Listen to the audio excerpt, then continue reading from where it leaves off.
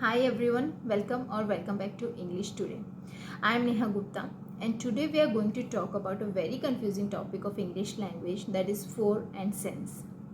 Few days ago I had posted a question on my Instagram that was having two choices, for and since, and you won't believe 80% of the people gave the wrong answer.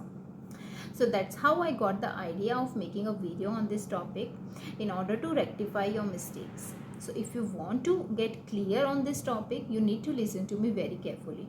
But before we start, I would request you to subscribe to my channel if you haven't done yet. And if you like the video, please hit the like button and share it with your friends. Your each like counts.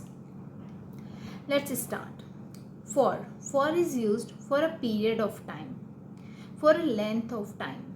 Okay, for is used for a period of time. If we talk in Hindi, for का use हम समय की अवधि के लिए करते हैं, like for years, for months, okay, for 10 days, for 5 years, for 10 months, like this. But since is used for a point of time, like since 1993, okay, since morning, since last week.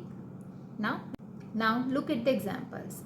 I have been living in Pune since 2009. I have talked about point of time, okay. But next example, I have been living in Pune for 10 years. Now for is used for period of time. See the second example. I have worked here since 2009. I have worked here for 10 years. They have been married since 2010. They have been married for 20 years. Now look at the next and last example. I haven't been on holiday since last year. I haven't been on holiday dash ages. You will fill this blank. I haven't been on holiday dash ages.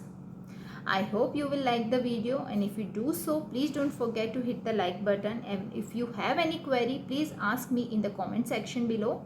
And thank you for watching my video, and do write the answer in the comment section also. I haven't been on holiday dash ages.